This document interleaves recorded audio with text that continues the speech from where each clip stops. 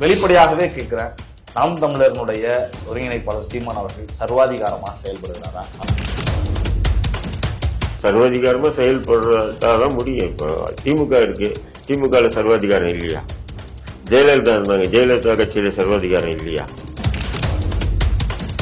அதிகாரத்துல பதவிகளை அனுபவித்திருக்கிறார்கள், அதனால அந்த கட்டமைப்புக்குள்ள வந்திருக்கிறாங்க. ஆனா நாம் தமிழர் இன்னமும் அதிகாரத்தை நோக்கி தான் வாக்கு வங்கியை கொஞ்சம் கொஞ்சமா உயர்த்திக்கிட்டு போயிட்டு இருக்கப்ப அந்த மாதிரி இருக்கிறது கட்சிக்கு ஒரு பின்னடைவா போகும். ஒரு 2-3 எம்பி கிடைக்கும், அதுல அண்ணனுக்கு நம்ம விசுவாசமா இருந்தா நமக்கு அந்த இது நம்ம அனுபவிக்கலாம் அப்படின்னு சொல்லி இருக்கலாம். மேபி சொல்றீங்க, புரியுதுங்க உங்களுக்கு. பட் இப்போ நாம் தமிழ் கட்சியில அப்படி ஒரு வாய்ப்பே இல்லை. அவர் கூட்டணின்றதே இல்லை. நானும் போக மாட்டேன், எனக்கு கூட யாரும் சேர்த்துக்க மாட்டேன் சார். இல்ல இப்ப இருக்கக்கூடிய முதல்வர் கூட தனக்கு அடுத்த நிலையில் இருக்கக்கூடிய நிர்வாகிகளை கடுமையான வார்த்தைகளை கொண்டு பேசுவாங்க. பட் அதெல்லாம் ஆடியோ இல்லை. இது சாட்டை துறைமுறை கைது பண்ணி அவரு வருண்குமார் IPS இந்த ஆடியோக்குள்ள எல்லாம் அந்த நாம் தமிழ் கட்சிக்கு எதிரான உள்ளவங்க கையில கொடுத்து இதை வெளியிட வச்சு இது ஒரு விதமான குழப்பத்தை வார்த்தை வெளியே வருதுன்னு சொன்னா அந்த வார்த்தையின் பின்னாடி இருக்கக்கூடிய அரசியல் என்னன்றது நம்ம பார்க்கணும். அதாவது சீமான் RSS, BJP, B team, C team அப்படின்னு பார்த்தா திமுக என்ன டீம்? இப்ப உதாரணத்துக்கு நானே பாஜகவுக்கு ஆதரவுன்னு சொன்னா என் குடும்பமே நான் சொல்றது கேட்காது. அப்படி தமிழ் தேசிய அரசியலை முன்னெடுக்கக்கூடிய திருமாவளவனை இன்னைக்கு அவர் பேசுற பேச்சு அவங்க அதை சாதகமா பயன்படுத்தலாம். தெளிவான அரசியல்வாதிங்க சீமான் நீங்க பைத்தியக்காரன்னு நினைச்சிட்டு இருக்காங்க எல்லாருமே, பிம்பப்படுத்துறாங்க. தெளிவான அரசியல்வாதியா இருக்காப்ல. வெளிப்படையாக ஒரே வரியிலேயே உங்கள்கிட்ட விட தெரிஞ்சுக்கணும். காளியம்மாள் அவர்கள் நாம் தமிழரை விட்டு வெளியே போறதுக்கு காரணம் சீமானவரிடம் ஏற்பட்டிருக்கக்கூடிய சித்தாந்த ரீதியான கொள்கை ரீதியான மாற்றமா இல்லைன்னா சர்வாதிகாரமா அதிகரிச்சா? இதனால எதனால வெளியே போகணும்?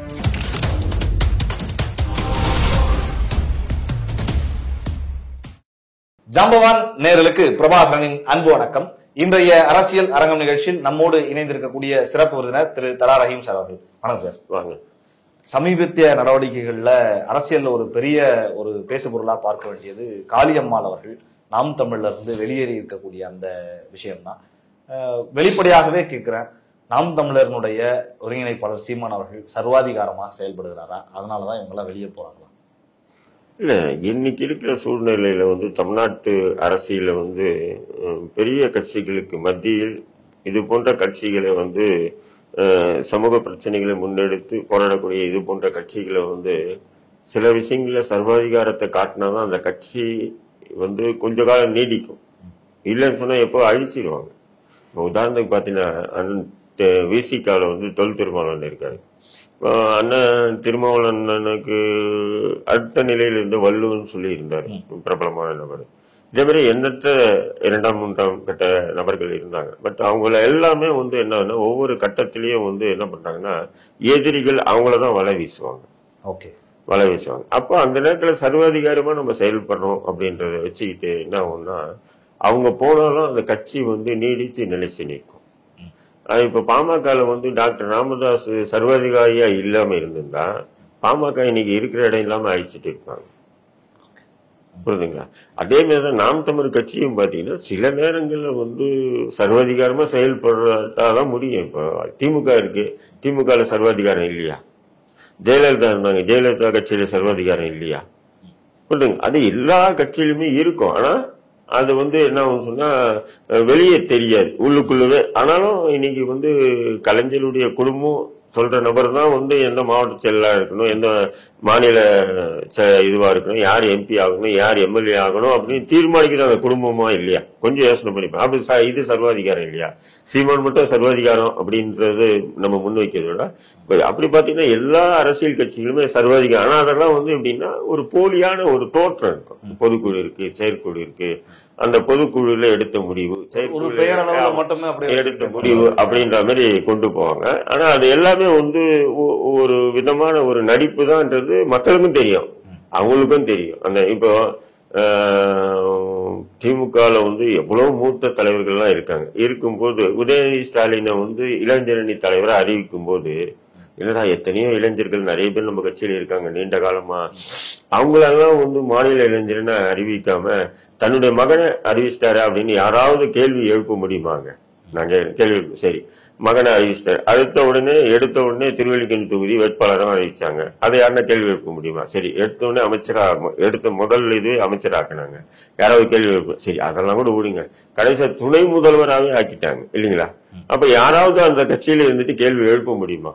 ஜனநாயகம் இருக்கு, எங்க கட்சியில வந்து சுயமா யாரும் முடிவெடுக்கிறது இல்ல, சர்வாதிகாரமா நாங்க செய்யறது இல்லை அப்படின்னு திமுக சொல்லிக்கலாம். ஆனாலும் அந்த நியமனத்துல யாராவது ஒரு மூத்த திமுக நிர்வாகிகள் கூட குரல் உயர்த்தினாங்கன்னா வேலை முடிஞ்சிட்டு பதவியில இருந்து உடனே நீக்கி எறியப்படுவாங்க, தூக்கி போடுவாங்க. இப்ப அவங்க என்ன பண்றாங்க, ஆளுங்கட்சியா இருக்கு, அப்படி இருக்கும்போது நமக்கு எது எம்எல்ஏ கிடைச்சதா எம்பி கிடைச்சதா அல்லது ஒரு அமைச்சரா இருக்குமா, இங்க இருந்து போகணும்னு நம்ம செல்லா காசு ஆயிடுவோம். அதனால அவங்க என்ன பண்றாங்க, நம்ம இத்தியாதி சம்பாதிச்சுட்டு ஏதோ ஒரு வாழ்க்கை ஓட்டுறோம்.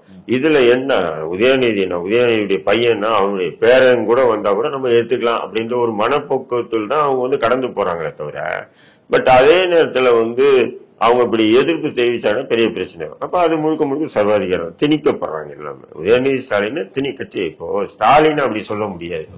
ஸ்டாலின் வந்து கருணாநிதி திணிச்சாரு, அவர் வாரிசு அப்படின்னு போது, ஏன்னா ஸ்டாலின் வந்து நீண்ட காலமா வந்து அந்த கட்சியில பயணிச்சாரு. இப்ப இருக்கக்கூடிய ஈக்குவல் பாத்தீங்கன்னா எல்லாமே ஒரே செட்டு தானே அவங்க. அப்போ அந்த அளவு கஷ்டப்பட்டாருன்னா அந்த நிலைக்கு வந்து, ஆனா உதயநிதினி முழுக்க வந்து அது சர்வாதிகார போக்கோடு கட்சியில திணிச்சு அவருக்கு அந்த இடத்தை கொடுத்துருக்காங்க அப்படிதான் பார்ப்போம். பட் இது யாராவது ஊடகங்கள் வந்து திமுக சர்வாதிகாரமா செயல்பட்டு அப்படின்னு சொல்லணும் பிரச்சனை. அவங்க ஆல்ரெடி அதிகாரத்திற்கு வந்து விட்டாங்க. நீங்க சொல்ற மாதிரி திராவிட கட்சிகள், ஈவன் பாமக கூட சர்வாதிகாரமா இருக்கு நீங்க சொல்றப்ப, திருமாவளவர்கள்லாம் அதிகாரத்துல வந்து பதவிகளை அனுபவித்திருக்கிறார்கள், அதனால அந்த கட்டமைப்புக்குள்ள வந்திருக்கிறாங்க. ஆனா நாம் தமிழர் இன்னமும் அதிகாரத்தை நோக்கிதான் வாக்கு வங்கியை கொஞ்சம் கொஞ்சமா உயர்த்திக்கிட்டு போயிட்டு இருக்கப்ப அந்த மாதிரி இருக்கிறது கட்சிக்கு ஒரு பின்னடைவா போகல. அதுதான் சொல்ல வரேன். இப்போ பாட்டாளி மக்கள் கட்சி சர்வாதிகாரமா இருந்தாலும் அவங்க வந்து என்ன பண்றாங்கன்னா தனிச்சு நிக்கிறத தவிர்த்துட்டாங்க. இப்ப ஏதாவது ஒரு கட்சி கூட கூட்டணி வைக்கிறாங்க. கூட்டணி வைக்கும்போது ஒரு 20 எம்எல்ஏ 25 எம்எல்ஏ வருது. அப்போ அந்த கட்சியில இருக்கக்கூடிய 2ஆம் 3ஆம் கட்டம் இது பண்ணா சரி, இவர் என்னதான் சர்வாதிகாரம் நடந்தாலும் எம்எல்ஏ வந்துன்னா நமக்கு ஒரு சீட்டு கொடுப்பாரு, நம்ம நிற்போம், நாம ஜெயிப்போம் அப்படின்ற ஒரு ஆர்வத்துல அந்த கட்சியில அப்படியே தொடர்றாங்க. அதே மாதிரி எம்பி ஆகலாம் நம்ம அப்படின்றதுக்காக சில பேர் அதில் தொடர்றாங்க. அல்லது நமக்கு வேற ஏதாவது ஒரு இந்த கட்சியில வேலை செஞ்சுன்னா ஏதாவது ஒரு பொறுப்புக்கு நமக்கு கொண்டு வருவாங்க. அதனால அவங்க எவ்வளவுதான் சர்வாதிகாரமா அல்லது ஆணவத்தின் உச்சமா செயல்பட்டாலும் நம்ம அதை பின்தொடரணும்னு பாமக செய்யுது.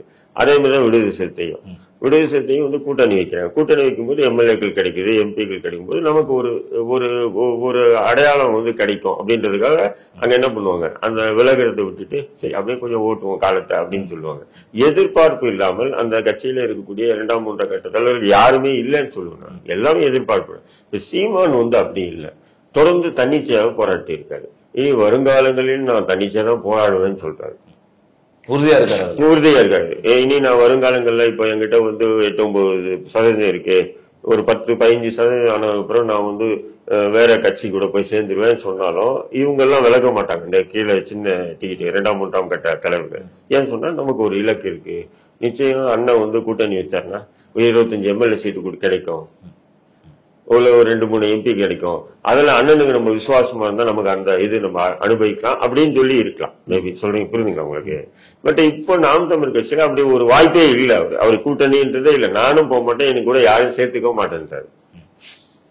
இப்ப இருக்கிற ஸ்டாண்ட்லயே தான் நான் அவர்கிட்ட கேட்டேன், சரி இதே நிலை இருந்தா எப்போதான் நீங்க சேர வேண்டாம் கூட்டணியில, நீங்க கூட்டணியில சிறு கட்சிகளை ஒற்றை கருத்து உள்ள கட்சிகளை சேர்த்துங்கன்னு நானும் அவர்கிட்ட கேள்வி எழுப்பினேன். அப்ப என்ன சொல்றேன், அது இப்போ நம்ம எழுப்பணும்னு சொன்னா அவங்க வந்துட்டாங்கன்னு சொன்னா அது என்னுடைய அந்த தமிழ் தேசிய சித்தாந்த கொள்கைக்கு இடையூறா இருக்கும். ஏன்னா நான் உட்காந்துட்டு நான் ஒண்ணு பேசுவோம், அவங்க ஒண்ணு பேசுவாங்க, அப்புறம் வந்து நம்மளால பதில் சொல்ல முடியாது பொதுதளத்துல, அது ஒரு கேளிக்கை ஆயிடும். அப்போ ஒரு 18-20% விழுக்காடு வாக்குகள் எனக்கு கிடைக்கும் போது அப்ப அந்த ஒற்றை கருத்து உள்ள, நீங்க சொல்ற மாதிரி ஒற்றை கருத்து உள்ள சிறு பெரிய கட்சிகளை நான் வாங்க என் கூட சேர்ந்து அப்படின்னு சொல்றதோ இல்ல அவங்கள நான் கூட்டணியில ஏத்துட்டு நான் தேர்தலில் போட்டியிட்டதோ அது சரியா இருக்கும். அப்போ நான் இப்போ 10% வாக்கு வாங்குறேன்னு சொன்னா நான் இப்போ எந்த கட்சியை கூட்டணி சேர்த்தேன்னா அவங்க ஒரு வழியில போவாங்க, நான் ஒரு வழியில போவேன். அது மக்களுக்கு தமிழ் தேசிய சித்தாந்த கொள்கைக்கு எதிராக இருந்தா அமைஞ்சிடும் அப்படின்னு சொல்லி தீர்க்கமா சொல்றாரு இல்லைங்களா? அப்படி இருக்கும்போது அப்போ 2ஆம் 3ஆம் கட்ட தலைவர்கள் என்ன பண்ணா, அப்ப இங்க இருந்தோம்னா காலத்துக்கு நம்ம வந்து போஸ்ட் ஓட்டிக்கிட்டு கட்சி பணி பார்த்துக்கிட்டு தான் இருக்கணும், நமக்கு உண்டான அங்கீகாரம் எதுவும் கிடைக்காது அப்படின் போது சில பல பேர் விலகுறாங்க. அது நேச்சுரல் தானே. இல்ல நீங்க சொல்ற விஷயங்கள்ல மத்தவங்களுக்கு பொருந்தலாம், காளியம்மாள் அவர்களுக்கு பொருந்துமான்னு எனக்கு தெரியல.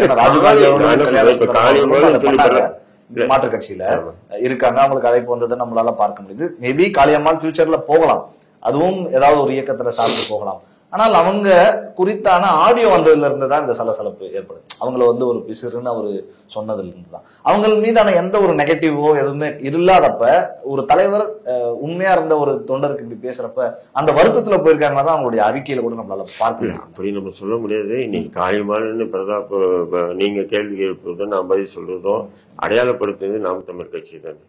காளியம்மாள் என்பவரை அடையாளப்படுத்தினது நாம் தான். சீமான் என்ற அந்த மனுஷன் தானே. நீங்க சொல்ற மாதிரி ராஜீவ்காந்தி, கல்யாண சுந்தரம், இவங்க எல்லாமே அடையாளப்படுத்துறது. அப்படி இன்னைக்கு வந்து அவங்க ஒரு நிலை எடுத்துட்டாங்க. அப்படிங்கும்போது அவங்க மீறி அவங்க கட்சியில நீடிக்கணும்னு சொல்லி அவங்க நினைச்சா கூட, அல்லது தலைமை நினைச்சா கூட அது வந்து ஒரு நெருடலா போய் முடியுன்றதுனாலதான் அவரும் அப்படியே விட்டாரு. நீங்க சொல்றீங்க இந்த ஆடியோ வெளியிடுங்க. நான் என்ன சொல்றேன், கலைஞர் வந்து காலத்துல அவ்வளவு மோசமா திட்டுவாராம் நிர்வாகிகளை.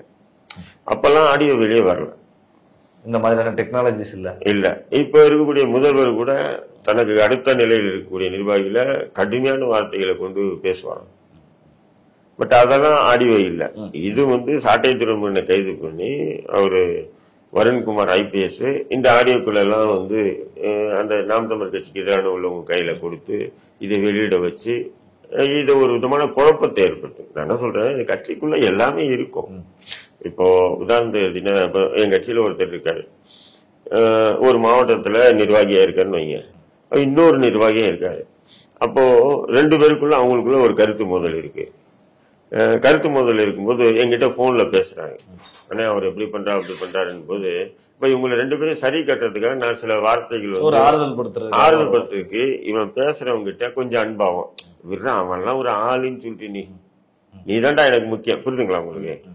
நீ தாண்டா எனக்கு முக்கியம், எல்லாத்தையும் பேலன்ஸ் பண்ணி நீ தாண்டா எனக்கு முக்கியம், அவன் விடு, அவன் இருக்கட்டும் விடு, ஆனா விடு அப்படின்ற மாதிரி நான் அவங்க ஒரு பிசிறு அப்படின்னு சொல்றேன்னு வச்சுக்கலாம். அந்த ஆடியோ வெளியிட்டு ரஹீம் பாய் பத்தி அவனை பிசிறுன்னு சொன்னாரு. அது பிசிறுன்னு சொல்றதோ அவனை தாழ்த்துறதுக்காக இல்ல, அவங்க 2 பேருக்குள்ள ஏற்பட்ட ஒரு முரணை தலைமையில இருந்த நான் வந்து என்ன பண்றேன், இவங்கிட்ட இப்படி பேசி அவங்ககிட்ட அப்படி பேசி அதை காம்ப்ரமைஸ் பண்ணி 2 பேரும் ஒன்னா இருந்தாதான் கட்சிக்கு பலம் இல்லையா? அதை நான் பார்ப்பேன். மேபி ஏன்னா ஒரு வார்த்தை வெளியே வருதுன்னு சொன்னா அந்த வார்த்தையின் பின்னாடி இருக்கக்கூடிய அரசியல் என்னன்றது நம்ம பார்க்கணும். பார்க்காம வந்து பிசிறின்னு சொல்லிட்டாரு அதனாலதான் காரியமா போயிட்டாங்க, பிசிறின்னு சொல்லிட்டாரு அதனாலதான் காரியமா போயிட்டாங்க அப்படின்றது மட்டும் வந்து பார்த்தா அரசியல் இல்லாது. அப்படி பார்க்கவும் முடியாது.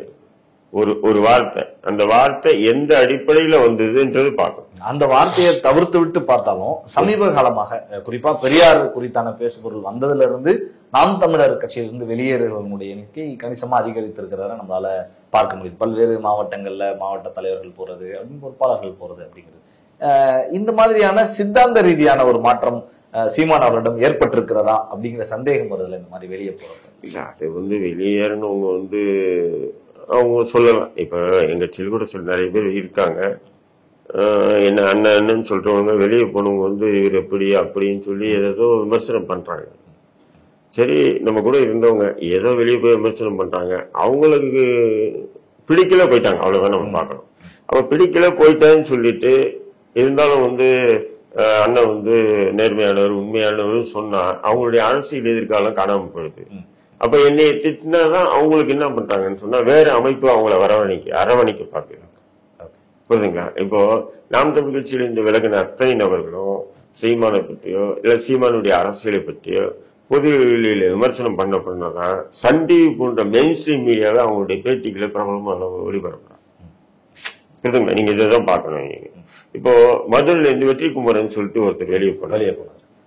அவரெல்லாம் எனக்கு தெரிஞ்சு நீண்ட காலமா வந்து நாம் தமிழ் கட்சி சீமான் கூட இருந்தவர், புரியுதுங்களா உங்களுக்கு?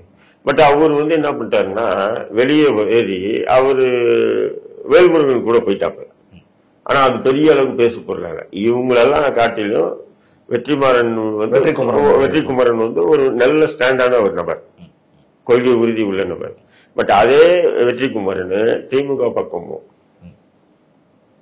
அல்லது மற்ற எதுக்காக போயிருந்தா அவர் மீடியாவே அவர் பெரிய ஒரு தலைவர் மாதிரி பிம்பம் பக்கமும் திமுக பக்கமும் போயிருந்தா இன்னைக்கு ஒரு பெரிய ஒரு கட்டமைச்சு இருக்கும். இதுதான் நீங்க பாக்கணும். நீங்க இங்க இருக்கக்கூடிய அரசியலே இதுதான்.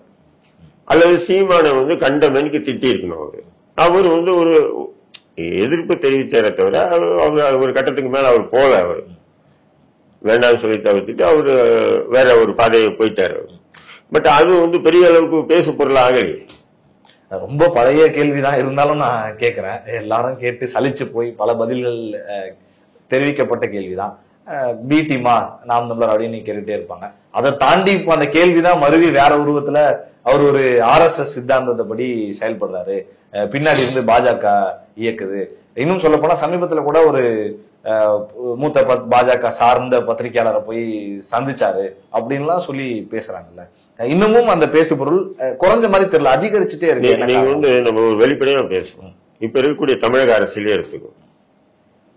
எந்த தலைவர்கள் பொதுவெளியில RSS பாஜக தலைவர்களை பார்த்தா வெறி கொண்டு அவங்க கிட்ட இருந்து வராங்க, எல்லாருமே அன்பா பேசிக்கிறாங்க, கை கொடுத்துக்கிறாங்க, எல்லாருமே சொல்றாங்க. நான் சொல்றேன் இன்க்ளூடிங் திருமாவளவன் சொல்றேன் நான். புரியுதுங்களா? ராஜபக்சேவிடமே எல்லாமே வந்து அப்போ என்னன்றாங்கன்னா பொது வெளியில அவங்க எல்லாம் வந்து சர்வசாரம். அதே மாதிரிதான் சீமானை பாக்குறான். அவன் சீமான் இந்த அரசியலை மட்டும் எடுத்து வச்சுட்டு ஆண்டிங்கன்னு சொன்னா எந்த அரசியல் சுத்தமா இருக்கு அப்படின்னு பார்த்தா எல்லாமே எரியிற கொல்லி. நமக்கு முன்னாடி இருக்குது, எல்லாமே எரியிற கொல்லி. இந்த கொல்லியில இது இப்போதைக்கு தேவை, எந்த கொல்லி தேவைன்றதுதான் ஒரு இன்றைக்கு இருக்கக்கூடிய சமூக அமைப்புகள் செயல்பட வேண்டிய வேலை. அந்த கொல்லியில எந்த கொல்லி நல்ல கொல்லி, எந்த கொல்லி கெட்ட கொல்லின்னு பார்க்க முடியாது. எல்லாமே ஆனா இன்னைக்கு இது தேவையா பயன்படுத்துறோம், அது தேவையா பயன்படும். இப்படிதான் நம்முடைய அரசியல. இதுதான் என்னுடைய அரசியலாசன் பழனி பாபாவும் சொல்லியிருக்காரு. ஆனா சீமான் வந்து RSS, பிஜேபி, அவர் பி டீம், சி டீம் அப்படின்னு பார்த்தா திமுக வந்து என்ன டீம்? 2001 திமுக விடுதலை சிறுத்தை கட்சியினுடைய தலைவர் தொல் திருமாவளவன் அவர்கள் முதல் முறையா சட்டமன்ற உறுப்பினரா சட்டமன்றத்துக்கு எப்படி போனார் நீங்க யோசனை பண்ணி பாருங்க. பாஜக கூட்டணியில் இருந்து கொண்டுதான், பாஜக திமுக கூட்டணியில் இருந்து வெற்றி பெற்று உள்ள போனார் இல்லையா? சொல்லுங்க, இல்லன்னு சொல்லுங்க. முதல் முறை அன்னைக்கு அமித்ஷா மோடி போன்றவர்கள் இல்ல இந்த அளவுக்கு RSS அதெல்லாம் சொல்ல முடியாது. RSS அஜெண்டா தான் பாஜக. இந்தியாவில் வந்து பல அரசியல் கட்சிகள் இருக்கும். பல அரசியல் கட்சியிலும் பார்ப்பனியம் வந்து அவங்க வந்து ஆதிக்கம் செலுத்துவாங்க. இருந்தாலும் அவங்களுக்கு என்று அவர்களுக்கு என்று ஒரு கட்சியை உருவாக்குறாங்க. அதுதான் பாஜக. அந்த போன்ற ஒரு கட்சியினுடைய துணை கொண்டு இவர் தான் சட்டமன்ற உறுப்பினர் அப்படின்னா அன்னைக்கு வந்து வாஜ்பாய் நல்லவர். எப்படி நல்லவர் ஆயிடுவார் வாஜ்பாய்? 1985 நல்லி கலவரம் சொல்லி அசாம்ல நடந்து 10,000க்கு மேற்பட்டவர்கள், இப்போ நீங்க கூகுள்ல சர்ச் 10,000க்கு மேற்பட்டவர்கள் கொல்லப்பட்டிருப்பாங்க.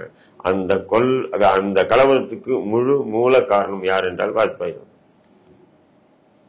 அப்படிப்பட்ட வாஜ்பாய் நல்லவரா?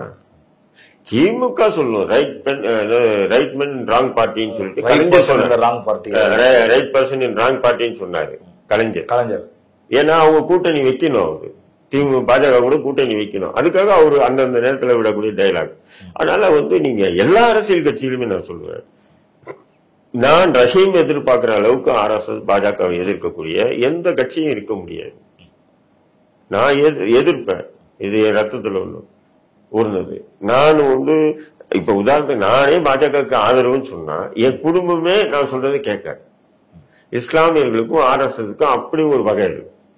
இன்னைக்கு நேரத்து இல்லை, அது ஒரு 5000 ஆண்டுகால வரலாறு. அது தனியா நம்ம பேசிக்கிட்டே போகணும்.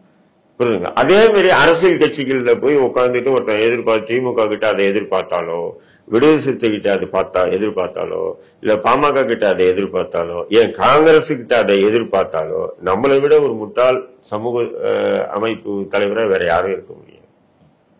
இருக்கா இல்லைங்களா? அப்படிங்கும்போது சீமான் பேசுறாரு, இப்போ திராவிடத்தை எதிர்த்து பேசுறாரு, பெரியாரை எதிர்த்து பேசுறாரு. இந்த திராவிட எதிர்ப்பும் பெரியார் எதிர்ப்பும் வந்து ஏதோ ஒரு வகையில RSS பாஜகவுக்கும் அவங்களுக்கு ஒரு பக்கபலமா இருக்கு. அந்த சொல், அந்த பேச்சு ஆடும்போது அவங்க அதை என்கரேஜ் பண்றாங்கன்றதுக்காக சீமான தலைமையில் தூக்கி வச்சுட்டு ஆடுவாங்களா? ஆடவே மாட்டாங்க. ஏன்னா இது தமிழ் தேசிய சித்தாந்தம். தமிழுக்கும், அதாவது தமிழர்களுக்கும் ஆரியத்துக்கும் இன்று நேற்றான போர் இல்லை. அது நெடுங்காலமா வந்து அது ஒரு வரலாறு பார்த்தீங்கன்னா அது மிகப்பெரிய இது அப்படி இருக்கும்போது எக்காலத்திலையும் ஆரியம் வந்து திராவிடத்தை வேணா எடுத்து வச்சுக்குவானுங்களே தவிர தமிழ் தேசியத்தை என்னைக்குமே ஏற்றுக்க மாட்டாங்க, அலோவ் பண்ண மாட்டாங்க. அலோவ் பண்ண மாட்டாங்க. அப்படி தமிழ் தேசிய அரசியலை முன்னெடுக்கக்கூடிய திருமாவளவன் இன்னைக்கு அவர் பேசுற பேச்சு அவங்க அதை சாதகமா வந்து பயன்படுத்தலாம். இப்ப நான் கூட திமுகவை திட்டி பேசுறேன், அது திமுக முஸ்லிம்களுக்கு செய்த துரோகங்களை வெளிப்படுத்துறேன் போது அதையும் கூட RSS பாஜக சில பேர் என்ன பண்ணுவான், அதை ப்ரொமோட் பண்ணுவான். ப்ரொமோட் பண்றான்றதுக்காக ரஹீம் வந்து RSS BJP ஆளுன்னு சொன்னீங்கன்னா உங்களை விட கீழ்த்தரமான அரசியல் செய்யணும் உலகத்துல யாரும் இல்லை. அப்படிதான் நான் என்னுடைய பார்வை. திமுக செய்யக்கூடிய தவறுகளை ஆளுங்கட்சியாக இருந்து கொண்டு செய்யக்கூடிய தவறுகளை சுட்டி காட்டுறீங்க, அதான் அவங்க யூஸ் பண்ணிக்கிறாங்கன்றீங்க பாஜக யூஸ் பண்ணலாம். இதேதான் சீமானுக்கும் அதை யூஸ் பண்றான்றதுக்கு ரஹீம் பாய் வந்து BJP RSS கைக்குலியா மாறிட்டாரு, BJP RSS சொல்படி செயல்படுறாரு அப்படின்னு நீங்க சொன்னீங்கன்னா உங்களை விட ஒரு தரம் கெட்ட அரசியல் பார்வையாளரை வேற யாரையும் என்னால பார்க்க முடியாதுன்றாங்க. ஏன்னா அது எல்லாருமே அப்படிதான். ஒரு சொல் வந்து ஒரு உரை வந்து யார் எப்படி ஒன்றும் பயன்படுத்துவாங்க, அதை யார் எப்படி பயன்படுத்துறாங்கன்றதுக்காக நம்ம முடிவு பண்ணிக்க முடியாது. அதே மாதிரி இன்றைக்கு வந்து சீமான் வந்து பெரியாரையும் திராவிடத்தையும் எதிர்க்காருன் போது ஏதோ ஒரு வகையில RSSக்கு அது ஒரு பக்கபலமா இருக்கு. ஆனா ரெண்டு பேருக்கும் ஒரே எதிரி தான், சித்தாந்தம் வேற இருந்தாலும் ஒரே எதிரி திமுகவா இருக்கு, அவ்வளவுதான். அதே அடிப்படையில அதே இப்போ ஆடிட்டர் குருமூர்த்தி என்ன சொல்றாரு, சீமானை நான் பாராட்டுறேன்றாரு. ஆனா அதே நிகழ்வுலயே சீமான் இது விடுதலை புலிகள் வந்து போதைப் பொருள் கடத்தி சம்பாதிச்சாங்கன்னு சொல்றாரா இல்லையா? அப்போ தட்டுநறி அதாவது அவரை பாராட்டி மாலை போட்டு அடுத்த நிமிஷம் விஷத்தை சைனடு கொடுக்குறாரு பாருங்க. ஏன்னா அடிப்படை சித்தாந்தமே சீமான் அவர்களுக்கு தமிழ் தேசியம் தான், அது மேலேயே கை வைக்கிறப்ப அதுதான் ஒரு மாலையும் போட்டுறாரு. சீமானை நான் பாராட்டுறேன், என் பெரியாரை திட்டாருன்றத பாராட்டுறேன் அப்படின்னு சொல்லிட்டு உடனே அந்த மாலை போட்ட அடுத்த நிமிஷமே சுவிட்டு தான் கொடுப்பாங்க மாப்பிள்ளைக்கு. ஆனா இவர் நம்ம சைனட் கொடுக்குறாரு பாருங்க, அதுதான் ஆரியம். அதெல்லாம் தெரியுதா திரு சீமான் அவர்களுக்கு இந்த மாதிரி? ஏங்க அவரு வந்து தெளிவான அரசியல்வாதிங்க. சீமான் நீங்க பைத்தியக்காரன்னு நினைச்சிட்டு இருக்காங்க எல்லாருமே, பிம்பப்படுத்துறாங்க அவரை. தெளிவான அரசியல்வாதியா இருக்காப்புல. நான் அன்னைக்கு பேசும்போது சொல்றேன், சரி எப்போதான் கிடைக்கும், சரி கிடைக்கும் இல்ல இந்த சதவீதத்துக்கு மேல உங்களுக்கு கிடைக்கல யாருமே கூட்டணி நான் சேரவே மாட்டேன், இப்படியே போராட்டி அவன் காலத்தை விட்டு போயிடுவேன். ஆனா அவரை நம்பி நிறைய பேர் வராங்கல்ல, அது வராங்கன்னு சொல்லிட்டு அவங்க எல்லாம் எம்எல்ஏ ஆகணும் MP ஆகணும்னு வராங்க. ஒரு இலக்கை நோக்கி பயணிக்கிறாரு. இந்த இலக்கோட அவருக்கு வெற்றி கிடைக்கலாம், அல்லது இவருக்கு பிறகு இந்த இலக்கை கொண்டு வரவும் வெற்றி பெறலாம். வரலாற்றில் நிறைய நிகழ்வுகள் நடந்திருக்கு இல்லையா? யார் அந்த இலக்கை நோக்கி பயணிக்கிறாங்க அவர்களே வெற்றி பெற்று அவர்களே மகுடம் சூட்டிய காலமெல்லாம் எப்பவுமே நடந்ததில்லை. அந்த எடுத்த இலக்குகள் வேறையா இருக்கும், அது யாரே வந்து மகுடம் சூட்டுவான். அதே கொள்கையின் அடிப்படையில் வந்தவன் மகுடம் சூட்டுவான். தாத்தா எடுத்து பேரை வந்து மகுடம் சூட்டிய வரலாறுலாம் இருக்கு. இன்னைக்கு சீமான் தமிழ் தேசிய சித்தாந்தத்தோடு கொண்டு வர்றாரு அரசியலை. இது வெற்றியா தோல்வியா இது நாம முடிவு பண்ண முடியாது, காலம்தான் முடிவு பண்ணணும். அப்படி இருக்கும்போது காளியம்மாள் இல்ல, காளியம்மாள் மாதிரி நிறைய பேர் வெளியேறுவாங்க, நிறைய பேர் உள்ள வருவாங்க. ஆனாலும் அந்த தலைமை இருக்கு பாத்தீங்களா, அந்த தலைமைக்கு தான் அந்த இளைஞர்கள் சீமான் அப்படிங்கிற ஒரு தலைமை. இப்போ விசிகால வந்து சீமான் விசிகால வந்து இப்போ வன்னியரசு போயிட்டோம், ஷானவாஸ் எல்லாம் போயிட்டோம், திருமாவளவன்ற அந்த தலை இருக்கு இல்லையா, அதுக்காக தான் அந்த கூட்டம் இருக்கு. அதான் சொல்ல பாமக ஒரு காலத்துல உங்களுக்கு தெரியும், நீங்க அந்த மாவட்டம் தான் பூத்தா அருள்மொழி, பூத்தா இளங்கோ, தஞ்சை இது சேலம், அவங்க கட்டுப்பாடுல தான் வன்னிய மக்களே இருந்தாங்க. ஒரு கட்டத்துல ஏதோ முரண் வந்து விளக்குனாங்க. நான் நினைச்சேன் அவங்க விளக்கணும்னு அவள்தான் பாமக முடிஞ்சிச்சுன்னு நினைச்சேன். நான் பாமக முழுக்க அணிவகுத்து ராமதாஸ் முன்னாடி தான் நின்றேன், இன்ன வரைக்கும் நிற்கிறேன். அதே மாதிரி வன்னியர் சங்க தலைவர் பார்த்தசாதி விளக்கணும்னு முடிஞ்சிச்சுன்னு நினைச்சேன். இல்லையே. அதுக்கப்புறம் டாக்டர் ராமதாஸ் யாரை நியமிக்கிறா அவங்க தான் வன்னியர் சங்க தலைவரானாங்க. அப்படி ஆனவர் தான் குரு தீரன். பேராசிரியர் தீரன் வந்து மாநில தலைவராக இருந்தாரு, அவர் விலகினோன்னு முடிஞ்சிச்சுன்னு நினைச்சேன். ஏன்னா அவர் தான் பேச்சாற்றல். வெறும் டியூப் லைட் 2-3 டியூப் லைட்டை போட்டா அந்த 2-3 டியூப் லைட்டை பார்த்துட்டு மணிக்கணக்கில் பேசக்கூடிய ஒரு பேச்சாளர் அவர். மக்களே வேண்டாம் கூட்டம். ஒரு கூட்டத்தை போட்டு மைக்கை ஒன்று கையில் கொடுத்துட்டு அவருக்கு முன்னாடி 4 டியூப் லைட் நட்டா அந்த டியூப் லைட்டை பார்த்தா 3 மணி நேரம் பேசுவாரு. அந்த மாதிரி ஒரு திறமையான பேராசிரியர். அவர் விலகினோடனே பாமக முடிஞ்சிச்சுன்னு நினைச்சேன். முடியலையே. அப்ப அதே மாதிரிதான் சீமானுக்கும். நீங்க யாருன்னா வரலாம், யாருன்னா போகலாம், விலகலாம். ஆனாலும் நாம் தமிழர் கட்சி சீமான் இருக்கிற வரையும் நிச்சயம் அதுக்கு உண்டான அழிவுகளை யாராலையும் ஏற்படுத்த முடியாது. இதுதான் யதார்த்தம். பேட்டியினுடைய தொடக்கத்துல ஒரு கேள்வி கேட்டேன், அதே கேள்வியோடவே நிறைவு செய்யணும் அப்படின்னு நினைக்கிறேன். வெளிப்படையாக ஒரே வரியிலேயே உங்ககிட்ட இருந்து விட தெரிஞ்சுக்கணும்னு நினைக்கிறேன். காளியம்மாள் அவர்கள் நாம் தமிழரை விட்டு வெளியே போறதுக்கு காரணம் சீமானவரிடம் ஏற்பட்டிருக்கக்கூடிய சித்தாந்த ரீதியான கொள்கை ரீதியான மாற்றமா, இல்லைன்னா சர்வாதிகாரமா அதிகரிச்சா? இதனால எதனால வெளியே போனாங்க? இல்ல, அதுதான் சொல்றேன். அவங்க சர்வாதிகாரத்தை காட்டுறதால வெளியே போனாங்களா, சித்தாந்த மாற்றத்தால வெளியே போனாங்களா, அல்லது நாம இதுக்கு மேல இங்க பயணிச்சுன்னு சொன்னா நமக்கு உண்டான பிரதிநிதித்துவம் கிடைக்காதுன்றது. ஏன்னா சுயநலத்துக்காக ஆமா, நிறைய இளைஞர்கள், நிறைய இளம் பெண்கள் எல்லாம் வராங்க, நம்மளோட திறமைசாலியா வராங்க.